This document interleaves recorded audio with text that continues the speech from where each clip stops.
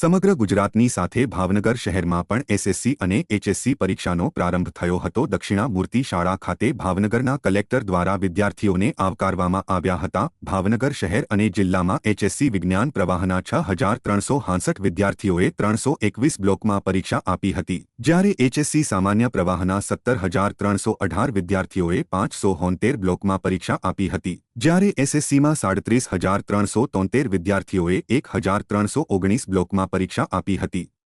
આમ કુલ 61,057 વિદ્યાર્થીઓ 2216 બ્લોકમાં પરીક્ષા આપી હતી। જો કે આ સમગ્ર પરીક્ષા જિલ્લામાં 233 કેન્દ્ર ઉપર પરીક્ષા યોજાઈ હતી। પ્રથમ દિવસે ધોરણ 10 ગુજરાતી માધ્યમમાં કુલ 30,054 પૈકી હાજર 29,501 રહ્યા, ત્યારે ગેરહાજર 553 રહ્યા હતા। અંગ્રેજી માધ્યમમાં કુલ 2052 પૈકી હાજર 2043 રહ્યા અને ગેરહાજર 9 રહ્યા હતા। વાત કરીએ તો ધોરણ 12માં અર્થશાસ્ત્ર કુલ 9,572 પૈકી હાજર 9,497 અને ગેરહાજર 75 રહ્યા હતા। વિજ્ઞાન પ્રવાહમાં કુલ 6,339 પૈકી હાજર 9,497 અને ગેરહાજર 75 રહ્યા હતા। જો કે પ્રથમ દિવસે એક પણ કોપી કેસ નોંધાયેલ નથી।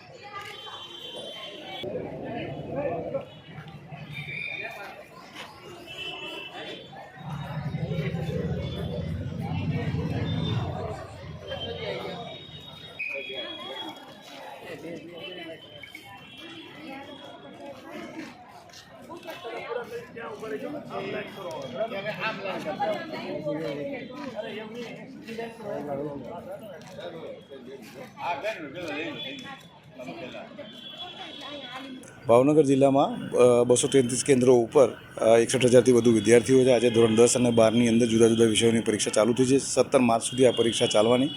આપણા વિદ્યાર્થીઓ શાંતિપૂર્વક પરીક્ષા આપી શકે અને એમનો ઉત્સાહ વધે એના માટે દરેક કેન્દ્ર ખાતે આ પ્રકારના નાના મોટા કાર્યક્રમો થયા છે। કેન્દ્ર સંચાલકો, શિક્ષણ વિભાગના ઉચ્ચ અધિકારીઓ, અમારા વહીવટીતંત્રના જુદા જુદા અધિકારીઓ આ રીતના વિવિધ સંસ્થાઓની મુલાકાત લઈ અને વિદ્યાર્થીઓને પ્રોત્સાહન આપેલું છે। આપણા વિદ્યાર્થીઓ સ્વચ્છ રીતે પરીક્ષા આપી શકે અને શાંતિપૂર્વક પરીક્ષા સંપન્ન થાય એના માટેની તમામ પ્રકારની આયોજન ગોઠવાઈ ગયું છે।